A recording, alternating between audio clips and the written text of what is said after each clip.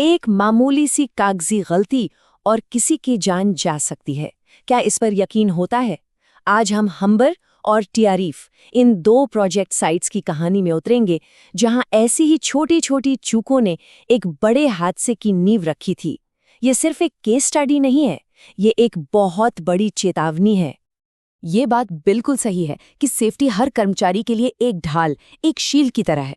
लेकिन सोचिए, क्या होता है जब यही ढाल कमजोर पड़ने लगे?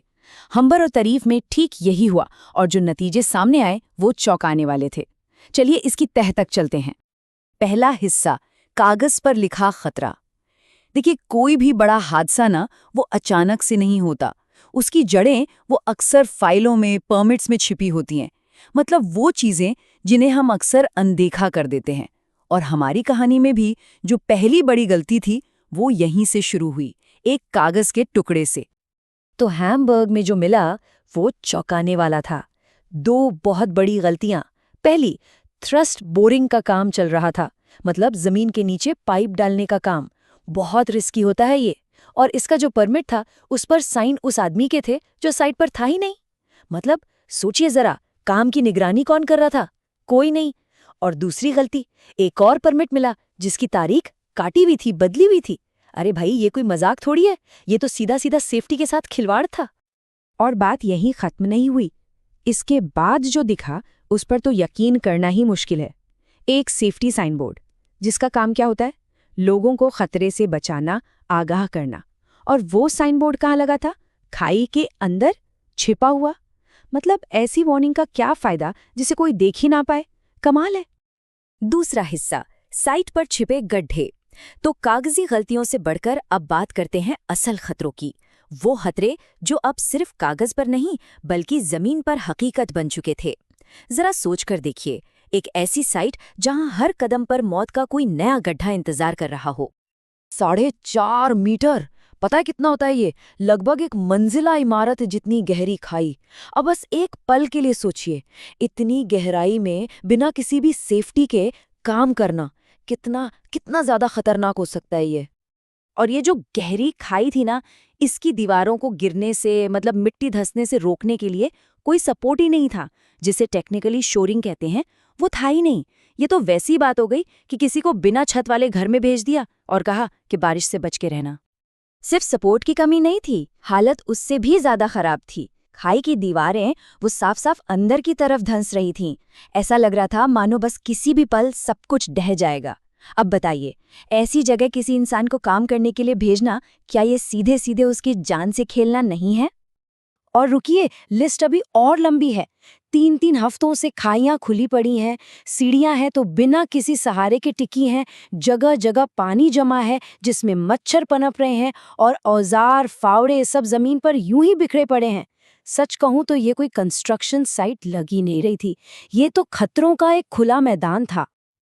अच्छा, मान लेते हैं कि कोई हादसा हो भी गया, तो मदद के लिए क्या इंतजाम था?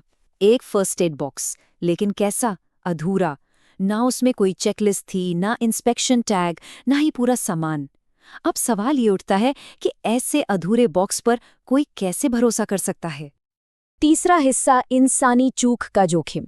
देखिए, माहौल का खतरनाक होना एक बात है, लेकिन सबसे बड़ा खतरा तो तब बनता है जब इंसान खुद जानबूझकर या अनजाने में गलतियां करने लगे। तो चलिए अब उन चूकों को देखते हैं जो सीधे सीधे इंसानी लापरवाही का नतीजा थीं। तकरीफ साइट पर जो नज़ारा दिखा वो सच में रोंगटे खड़े कर देने वाला था। 2 लोग, 2 वर्कर्स एक गहरी खुली खाई के एकदम किनारे पर सो रहे थे। जरा सोचिए, नींद में बस एक गलत करवट, बस एक, और सब कुछ खत्म हो सकता था। एक और जगह पर भारी सामान उठाने का काम, मतलब लिफ्टिंग ऑपरेशन चल रहा था, लेकिन सुरक्षा के जो 3 सबसे बेसिक नियम होते हैं वो गायब थे। पहला, कोई बैंक्समैन नहीं था, मतलब कोई बताने वाला ही नहीं था कि लोड कहाँ जा रहा है। दूसरा, कोई एक्सक्लूजन जोन नहीं था, मतलब कोई घेराबंदी नहीं थी कि यहाँ खतरा है, दूर रहो।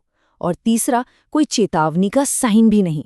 इसका सीधा सीधा मतलब ये था कि कोई भी अनजान इंसान उस लटकते हुए खतरे के नीचे आ सकता था। और शायद इन सब में जो सबसे बड़ी, सबसे खतरनाक लापरवाही थी वो हम्बर S2 में दिखी। 3 वर्कर्स एक तंग खाई के अंदर काम कर रहे थे और बाहर उनकी मदद के लिए या उन पर नजर रखने के लिए एक भी आदमी नहीं था, एक भी नहीं।